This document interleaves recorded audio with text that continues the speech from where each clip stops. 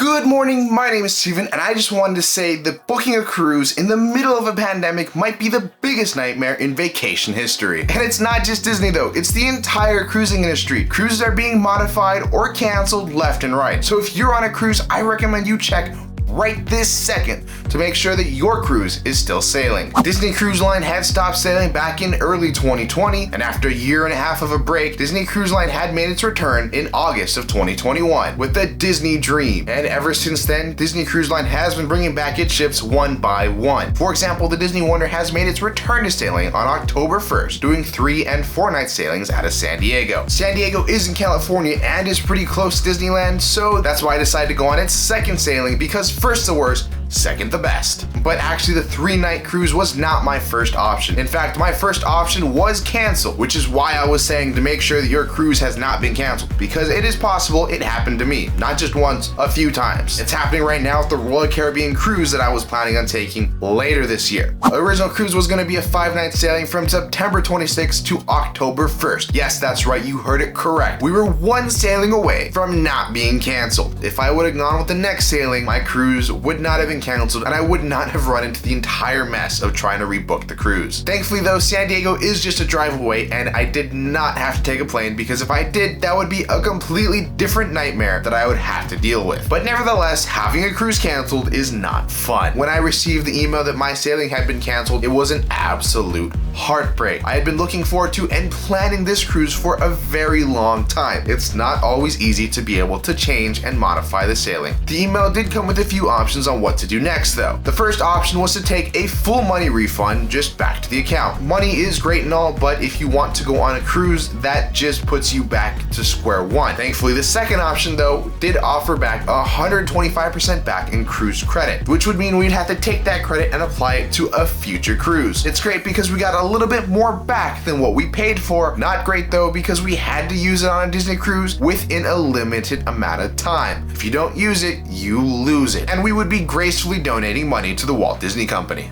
But I didn't have to worry because I wanted to go on a Disney cruise as soon as possible. I had already planned for it, I got my hopes up for it, so I just wanted to get on the next cruise possible. You may be wondering why I went with the 3-night and not the 4-night. Well, that's actually because Disney offered an extra bonus if you went with one of the first 2 sailings. Yes, the first sailing was a 4-night, but unfortunately there wasn't as much availability, and in addition, the dates just didn't work out for me. So that's why I had to go with the 3-night sailing, because it's a second sailing and I still get those extra benefits. What are those benefits, you might be asking yourself? Well, let me tell you. Since we went with that second sailing, we got $400 on board credit and a 25% discount on a future Disney cruise. If you don't know what onboard credit is, it's kind of like cash that you have to spend on board and within that sailing. It's non-refundable, meaning that if I don't use it, I lose it, but of course, we're going to use it. $400 is a lot to play with, especially on a Disney cruise, especially since there's Disney merch. Or it's not a lot of money because it's Disney merch. And if you're wondering about that 25% future cruise discount, we did go from a 5-night to a 3-night, meaning we did save some money. With the combination of the extra money and the 25%, it's made a Disney cruise for us in the future even more possible. But more on that sometime in the future. It may sound great because it looks like we might be doing 2 Disney cruises and we got a few extra benefits on board. Did take a few calls to Disney Cruise Line to try and make everything work out. Not everyone at the call center is informed of what's happening, and it's not their fault, but unfortunately the people above make decisions and they don't always relay that down to the people working in the call centers. Of course, it's not their fault, so make sure try not to take it out to them when things go wrong. They are trying their best to make sure that you get what you need and everything gets sorted out as best and as fast as possible. I'd like to thank my dad as well, because he is a travel agent and he was my travel agent on this cruise.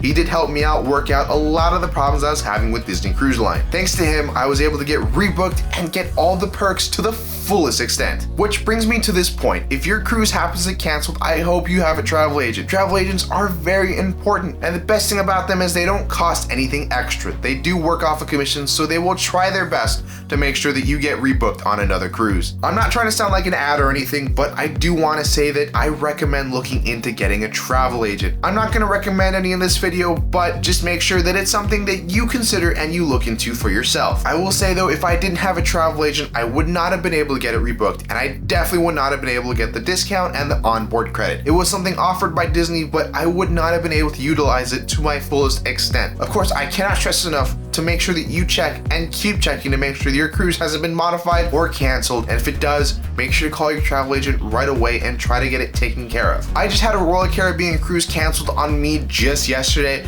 and let me tell you, it has been an absolute nightmare trying to get it rebooked and resorted. I still don't know if I'm going on a cruise. Hopefully it happens, but we'll see how it goes. If you are interested in what a Disney cruise is like, be sure to check out my vlogs that will be coming out very soon. In fact, as this video is being released, I am currently out at sea experiencing the magic. So as soon as I get back, I'll be sure to edit those videos and get them out to you as quick as possible. However though, that's it for me. As always, this isn't a goodbye, but just a see you real soon.